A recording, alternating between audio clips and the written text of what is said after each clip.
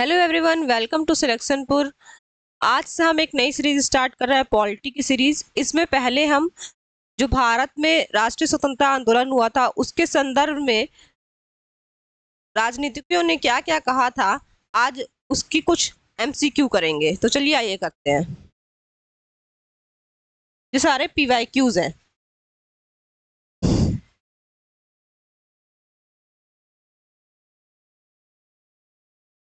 राष्ट्रीय विकास परिषद में शामिल प्रधानमंत्री और केंद्रीय कैबिनेट भी राज्यों के मुख्यमंत्री सी डैश और डी डैश है। सी और डी में क्या होगा? तो पहला बताया कि जो राष्ट्रीय विकास परिषद है, जो 1951 में आया था योजना आयोग के साथ। राष्ट्रीय विकास परिषद जो 1951 में योजना आयोग के साथ आया था, उसमें कौन कौन शामिल होगा? ठीक है, 1951 में जो आया था। तो प्रधानमंत्री और केंद्रीय कैबिनेट मंत्री, ठीक है। राज्यों के मुख्यमंत्री शामिल होंगे। सी क्या शामिल होंगे? सी शामिल होंगे केंद्र शासित प्रदेशों के प्रशासक। ठीक है, पहला शामिल होगा, पहला केंद्र शासित प्रदेशों के प्रशासक।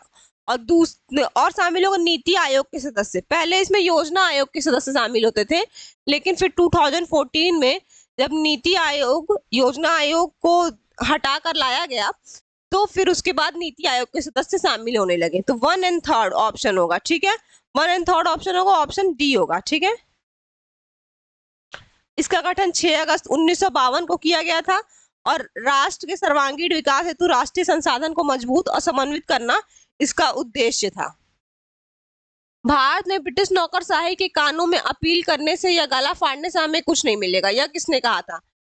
यह कहा था बाल गंगाधर तिलक ने। किसने कहा था कि हम जो राष्ट्रीय जो हमें लेना है आजादी, वो ब्रिटिश नौकरशाही के कानून में अपील करने से गला फाड़ने से नहीं होगा। ठीक है, इनको क्या कहता? गरम दल पंथी कहा जाता था इनको। गरम दल के थे ये, और ये कहते थे कि बहिष्कार से, आंदोलन से, इन सब चीजों से मिल सकता है राष्ट्रीय आजादी। ये कौन थे? बी थे, बी बाल गंगाधर तिलक। इन्होंने कहा था ये। नेहरू का राष्ट्रवाद विचार किस पर आधारित था? तो आप लोग को पता है कि नेहरू जो है वो राष्ट्रवाद क्या अंतरराष्ट्रीयवाद भी मानते थे, और इसमें टैगोर भी है। एक टैगोर, रविन्द्रनाथ टैगोर हैं, वो भी अंतरराष्ट्रीयवाद को मानते थे। ठीक है, तो नेहरू और टैगोर का राष्ट्रवाद एक जैसा होता है। ठीक है, फिर स्वनिर्धारण का अधिकार, खुद का अधिकार होना चाहिए राष्ट्र में। कोई हमारे ऊपर थोपे ना कि तुम ये कानून बना लो, तुम वो कानून बना लो। हम खुद अपना कानून डिसाइड कर पाए। दूसरा भी होगा, और सांस्कृतिक बहुलवाद में प्रबल विश्वास।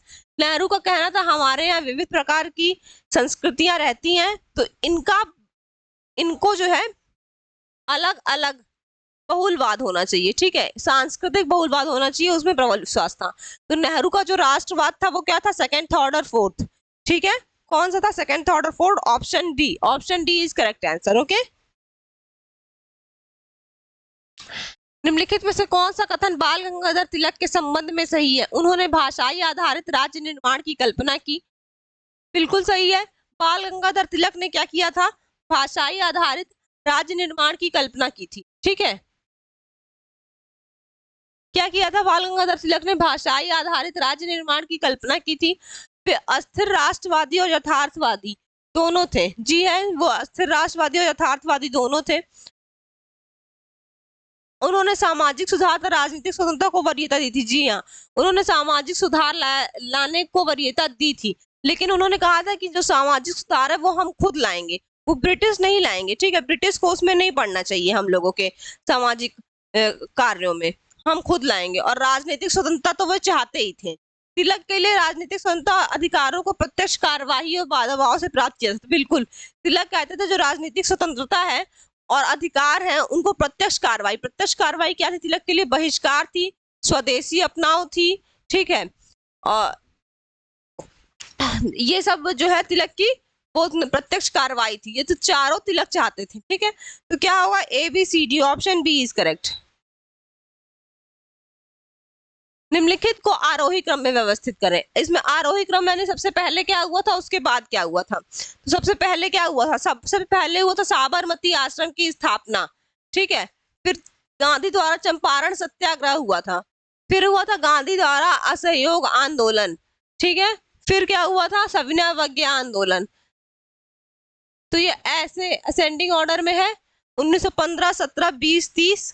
ठीक है, तो कौन सा होगा, फोर्थ, थर्ड, सेकंड और वन, फोर्थ, थर्ड, सेकंड और वन, ऑप्शन डी। देखिए, जो हम तिलक के बारे में बात कर रहे थे, निष्क्रिय प्रतिरोध, स्वदेशी, बहिष्कार, राष्ट्रीय शिक्षा।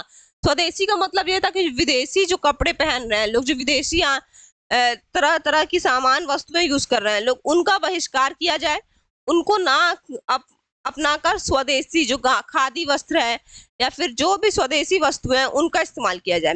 बहिष्कार मतलब जो हमारा ब्रिटिश शासन था उस समय, उसकी जो कानून थे उन सबका बहिष्कार किया जाए। ठीक है, फिर क्या है, फिर है राष्ट्रीय शिक्षा, जो ब्रिटिश शिक्षा दे रही है उसको बहिष्कार करके अपने स्कूल खोले जाएं, अपने राष्ट्रीय शिक्षा दिया जाए।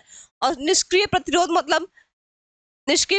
मतलब ये होता है कि ब्रिटिश के किसी भी कार्यालय में ना जाना और उनका कोई भी बात ना मानना। ठीक है, कोई भी बात ना मानना, बिना लड़ाई के प्रतिरोध। तो बाल गंगाधर तिलक ने ये कहा था, क्या कहा था, यही सब कहा था बाल गंगाधर तिलक ने। अगर कांग्रेस विभाजन स्वीकार करती है तो यह मृतक शरीर पर से होगा, यह कथन किसका है। अच्छा, कांग्रेस से सबसे ज्यादा लगाव कौन रखता था, इसमें जवाहरलाल नेहरू, बी.आर. अम्बेडकर, महात्मा गांधी और सुभाष चंद्र बोस। तो कांग्रेस से सबसे ज्यादा लगाव रखते थे महात्मा गांधी, और महात्मा गांधी ने कहा था कि अगर कांग्रेस विभाजन स्वीकार करती है तो यह मेरे मृतक शरीर पर से ही होगा। कांग्रेस का विभाजन हो गया था 1905 में। ठीक है, मुस्लिम लीग और 1906 में मुस्लिम लीग में और कांग्रेस में विभाजन हो गया था। तो ये कौन कहा था, ये कहे थे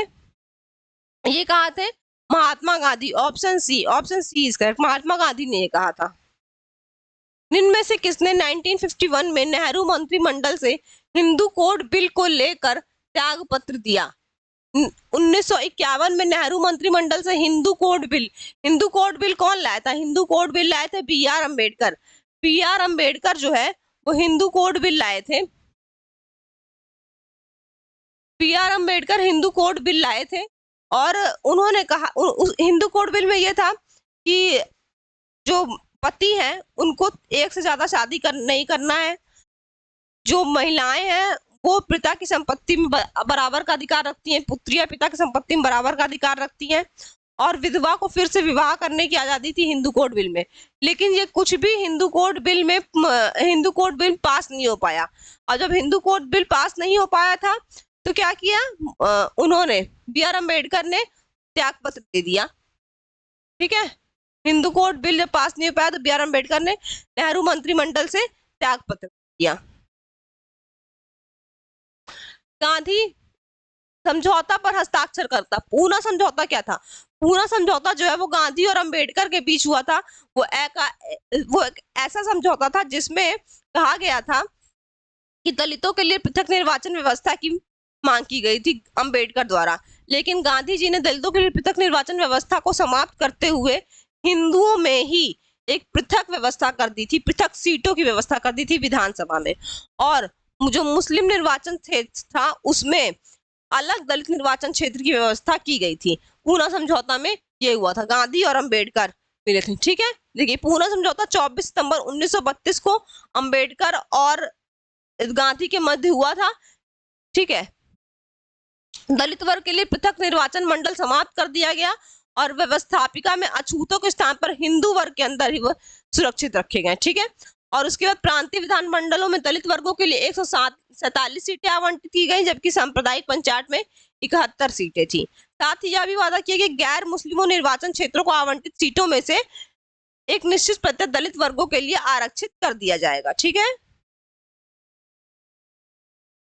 किसने कहा कि कांग्रेस लॉर्ड डफरिन के दिमाग की उपज थी, ये किसने कहा था, ये लाला लाजपत राय ने कहा था कि कांग्रेस जो है वो लॉर्ड डफरिन के दिमाग की उपज थी। लाल बाल पाल, ये लोग गरमपंथी दल के थे। लाल कौन थे, लाला लाजपत राय, बाल गंगाधर तिलक और पाल विपिन चंद्र पाल। ठीक है, ये लोग क्या थे, ये लोग गरम दल के थे। और इन्होंने ही कहा था अपनी प्रसिद्ध पुस्तक लाला लाजपत राय यंग इंडिया 1916 में कि कांग्रेस लॉर्ड डफरिन के दिमाग की उपज है। कांग्रेस का संस्थापक कौन था, एओ ह्यूम। ठीक है, एओ ह्यूम था कांग्रेस का संस्थापक। अब इसमें क्या है, बुक्स दिए गए हैं और दिया गया है उनके ऑथर का नाम, राइटर का नाम दिया गया है, उसको मिलाना है। तो महात्मा गांधी ने लिखा था हिंद स्वराज। महात्मा गांधी ने क्या लिखा था? हिंद स्वराज। बी आर अम्बेडकर ने annihilation of caste. B R Ambedkar ने एलिनेशन ऑफ कास्ट, ठीक है। M S Golwalkar bunch of thoughts, M S Golwalkar bunch of thoughts, और V D Savarkar Hindutva, V D Savarkar Hindutva लिखे थे, ठीक है। 2314 B, option B is correct, ठीक है। डॉक्टर अंबेडकर के संबंध में कौन सा कथन गलत है?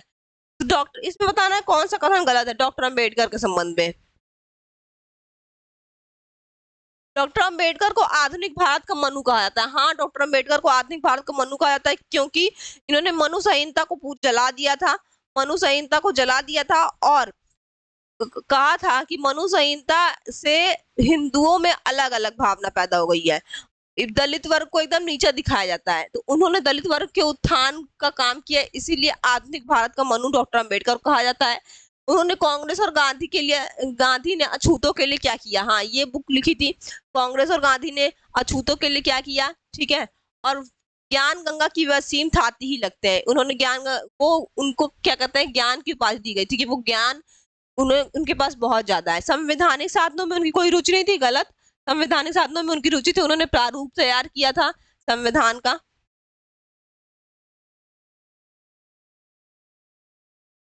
हिंदू धर्म के पुनर्जागरण और श्री रामकृष्ण की भूमिका के बारे में निम्नलिखित में से कौन सा कथन सही नहीं है? विवेकानंद के लिए रामकृष्ण मिशन को लोगों की निस्वार्थ सेवा के लिए खड़ा होना था और इस तरह भारत की भावना को फिर से जगाना था। वह हिंदू धर्म के लिए प्रगति का एक नया रास्ता खोजना चाहते थे क्योंकि वह सुधार आंदोलनों से खुश नहीं थे जो कि पश्चिमी तरफ की नकल करते थे। इसकी स्थापना स्वामी विवेकानंद ने 1887 में की थी। इसका नाम उनके शिक्षक रामकृष्ण परमहंस के नाम पर रखा गया था। तो ये भी सही है, ये भी सही है, ये भी सही है, ये गलत है। 1887 में स्वामी विवेकानंद ने इसकी स्थापना नहीं की थी। इसकी स्थापना हुई थी 1 मई 1897 को, ठीक है, बेलूर कलकत्ता में। बाकी सारे ऑप्शंस सही थे। स्वामी विवेकानंद ने ही इसकी स्थापना अपने गुरु रामकृष्ण परमहंस की याद में की थी, लेकिन 1887 में नहीं, 97 में की। 1893 में किसने देशभक्ति गीतों और भाषणों के माध्यम से पारंपरिक धार्मिक गणपति उत्सव को राष्ट्रवादी विचारों में अभियान बदल दिया? तो गणपति उत्सव और शिवाजी उत्सव महाराष्ट्र में बाल गंगाधर तिलक ने शुरुआत किया था। इसलिए शुरुआत की थी कि इससे राष्ट्र की भावना जगेगी। सांस्कृतिकता जब जोड़ी जाती है आपस में तो राष्ट्रीय भावना जगती है, और उसी राष्ट्रीय भावना को जगाने के लिए बाल गंगाधर तिलक ने क्या किया, गणपति उत्सव और शिवाजी उत्सव की शुरुआत की थी। बाल गंगाधर तिलक, ऑप्शन बी इज करेक्ट। निम्न में से कौन सा युग्म सही सुमेलित नहीं है? तो नमक सत्याग्रह, गांधी इरविन समझौता, कम्युनल अवार्ड और क्रिप्स मिशन, ठीक है।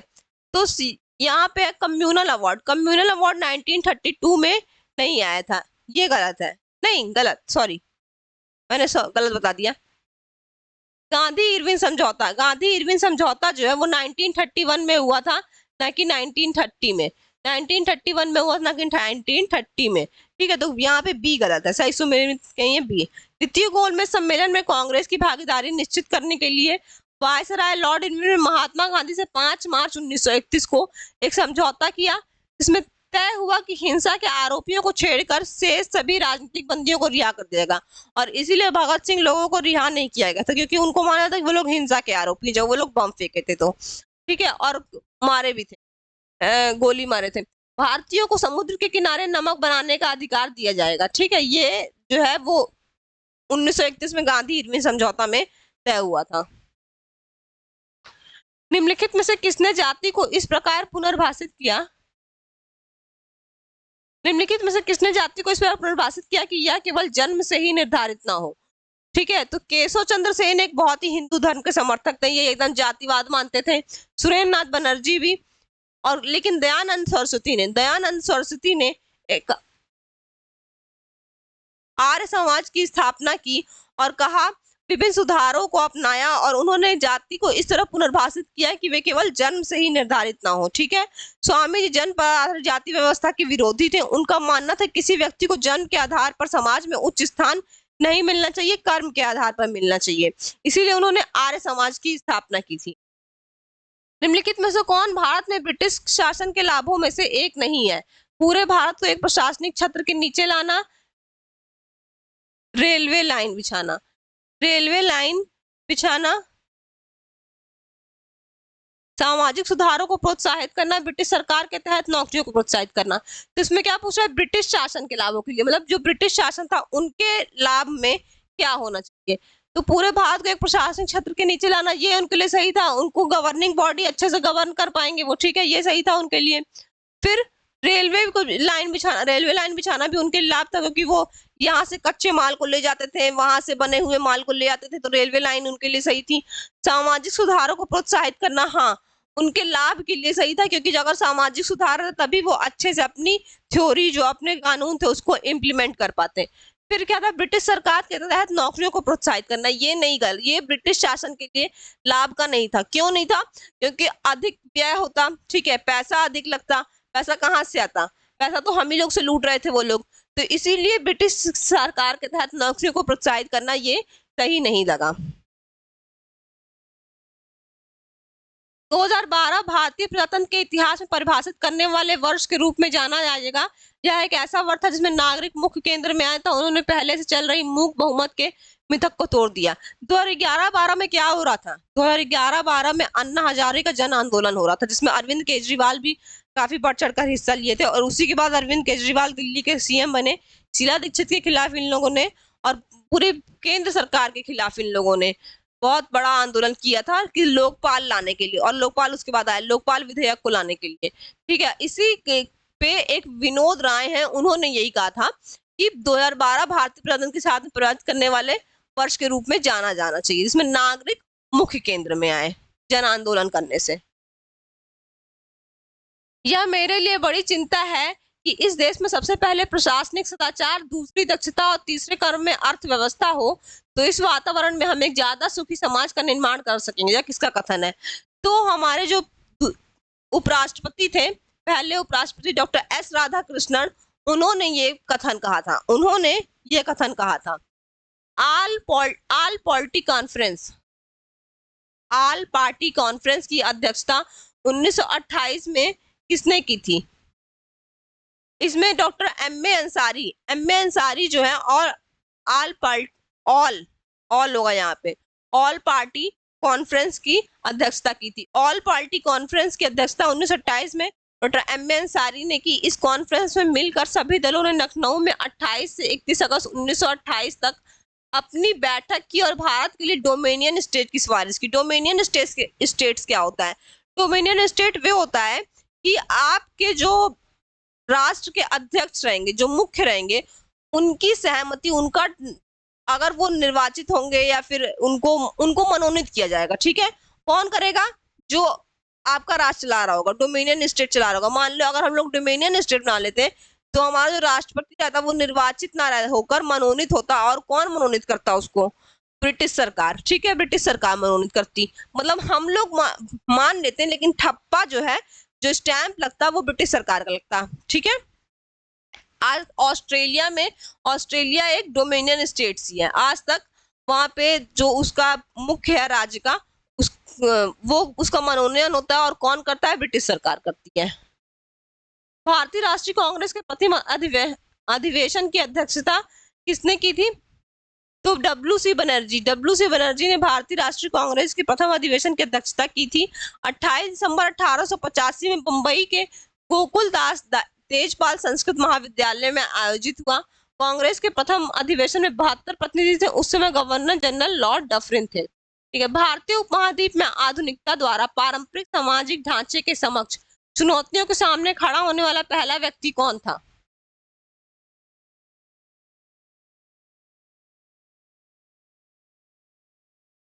इसमें क्या होगा? भारतीय उपमहाद्वीप में आधुनिकता द्वारा पारंपरिक सामाजिक ढांचे के समक्ष चुनौतियों के सामने खड़ा होने वाला पहला व्यक्ति बाल गंगाधर तिलक यहाँ पे, ठीक है। क्योंकि वो आधुनिकता के जो पारंपरिक ढांचा था, वो कहते थे ब्रिटिश का आधुनिकता जो पारंपरिक ढांचा है उसको त्यागना चाहिए हमें, और अपने देश की सांस्कृतिक जो विरासत है उसको लेकर आगे चलना चाहिए। लेखक M.K. गांधी द्वारा लिखी गई हिंद स्वराज की कथा को आख्यान श्रेणी में निम्नलिखित में से कौन से रूप में वर्गीकृत किया जाता है? राजनीतिक निबंध, संवाद, राजनीतिक व्याख्यान, संवाद विश्लेषण, राजनीतिक निबंध और राजनीतिक व्याख्यान दोनों। तो संवाद, संवाद के तौर पर जो हिंद स्वराज लिखी गई है वो संवाद के तौर पर लिखी गई है। ठीक है। निम्नलिखित में से भारतीय राष्ट्रीय संघर्ष में उदारवादी कौन थे? तो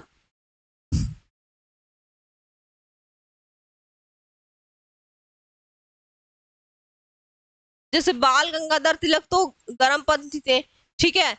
दादा भाई नौरोजी ये लोग उदारवादी थे। ठीक है। तो इसमें दादा भाई नौरोजी भारतीय राष्ट्रीय संघर्ष में उदारवादी प्रकृति के थे। दादा भाई नौरोजी को भारत का वयोवृद्ध पुरुष कहा जाता है।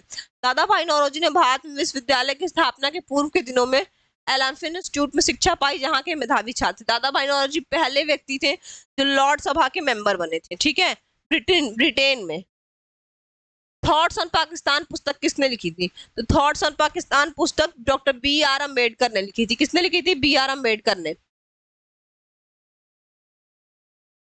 महात्मा गांधी द्वारा असहयोग आंदोलन को अंततः वापस लिया गया था पार्टी के दिशा निर्देशों पर। चौरी चौरा में हिंसक वारदात होने के कारण ब्रिटिश सरकार के साथ शांतिपूर्ण समाधान होने पर सरकार द्वारा दमनकारी कार्रवाई होने तो उस असहयोग आंदोलन 1920 से 1922 में चला था, लेकिन 1922 में चौरी चौरा जा रही थी, वहां पर जो असहयोग आंदोलन लोग कर रहे थे, आंदोलनकारियों ने उस ट्रेन में थोड़ा सा दंगा कर दिया था। तो इस महात्मा गांधी उससे बहुत दुखी होकर उस आंदोलन को वापस ले लेते हैं। तो यहाँ पे ऑप्शन बी करेक्ट होगा। निम्नलिखित में से कौन सा युग्म सही सुमेलित नहीं है? खुदीराम बोस, जंग, किंग्सफोर्ड, रमे। ये जो क्वेश्चन है ये सही प्रिंट नहीं है। ठीक है। तो इसमें इसको वो करते हैं, डिलीट करते हैं। निम्नलिखित में से किसने मोहनदास करमचंद गांधी के आगमन के पूर्व राष्ट्रवादी आंदोलन को आम लोगों के लिए वर्ग विशिष्ट का प्रतिनिधित्व करने वाला आंदोलन के रूप में वर्णित किया है? रविंद्र कुमार, बिपिन चंद्रा, जूडिथ ब्राउन या माइकल ब्रशर। तो रविंद्र कुमार ने किया है। किसने किया है? रविंद्र कुमार ने। रविंद्र कुमार ने गांधी जी के आगमन के पूर्व राष्ट्रवादी आंदोलन को आम लोगों के वर्ग विशिष्ट का प्रतिनिधित्व करने वाले आंदोलन के रूप में वर्णित किया है।